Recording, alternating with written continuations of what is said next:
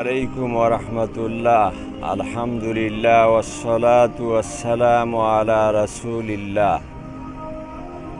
রাসূলুল্লাহ সাল্লাল্লাহু আলাইহি সাল্লাম বলেছেন যে ঈদের দিন হচ্ছে পুরস্কার প্রাপ্তির দিন।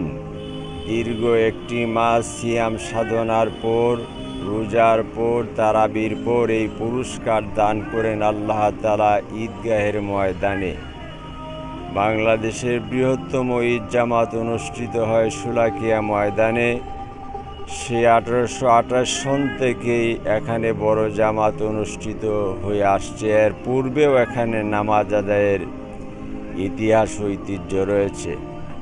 বীর ঈসা খানের বংশধর হয়বতনগর জমিদার বাড়ির উদ্যোগেই মূলত এই বড় জামাতের প্রচলন হয়।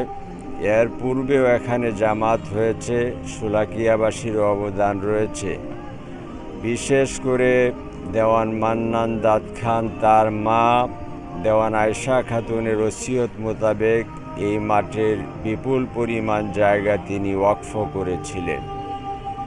যেহেতু ঈদের দিন হচ্ছে পুরস্কার প্রাপ্তির দিন, এজন্য বাংলাদেশের মুসল্লিদের বিশাল একটি অংশ এখানে এসে নামাজ আদায়ের মাধ্যমে আল্লাহ তাআলার সাহায্য কামনা করেন।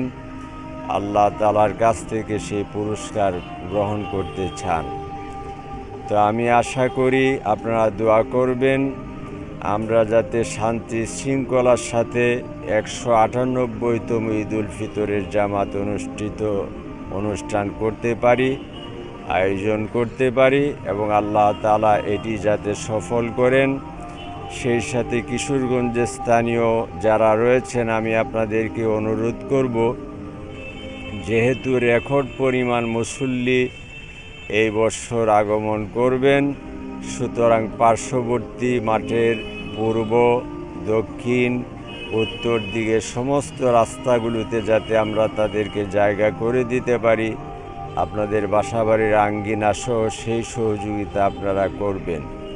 আমরা দেশের জন্য, মুসলিম উম্মার জন্য দোয়া করি এবং এই মাঠে যারা পূর্বে ইমাম ছিলেন, সৈয়দ আহমদ রহমতুল্লাহ আলাই, সৈয়দ আবদুল্লাহ রহমতুল্লাহ আলাই থেকে শুরু করে সর্বশেষ বিদায়ী ইমাম প্রিন্সিপাল আবুল খায়ের মোহাম্মদ নুরুল্লাহ রহমতুল্লাহ আলাই সহ এই মাঠের পূর্ববর্তী সকল ইমাম, এরপরে যারা দাতা ছিলেন, মুসল্লি ছিলেন, প্রশাসনের লোকজন ছিলেন, আল্লাহ তাআলা যারা বিদায় হয়ে গেছেন তাদেরকে যাতে মাফ করেন। জাযাকাল্লাহু খাইর। ইসলামী আন্দোলন বাংলাদেশ কিশোরগঞ্জ জেলা শাখার পক্ষ থেকে ঐতিহাসিক শোলাকিয়া ঈদগাহ মাঠের 198তম জামাতে গোটা দেশবাসীকে স্বাগত জানাচ্ছি। প্রিয় দেশবাসী, এবছর অন্যান্য বছরের তুলনায় সার্বিক দিক থেকে আপনারা এই মাঠে নামাজ আদায় করতে স্বাচ্ছন্দ্য বোধ করবেন, সিকিউর ফিল করবেন আমরা আশা করছি। সার্বিক দিক থেকে ব্যাপক প্রস্তুতি নেওয়া হয়েছে প্রশাসনের দিক থেকে, এলাকাবাসীর পক্ষ থেকে। সর্বোপরি এই বছর আমরা আশা করছি অন্যান্য বছরের তুলনায় লোক সমাগম বেশি হবে এবং সব দিক থেকে মাঠ সিকিউর থাকবে। মানুষ খুব আনন্দমুখর পরিবেশে ঈদের জামাত আদায় করবে।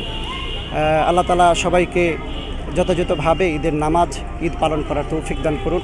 তাকাব্বালাল্লাহু মিন্না ওয়া মিনকুম। আসসালামু আলাইকুম ওয়া রাহমাতুল্লাহ। কতবার আসছেন?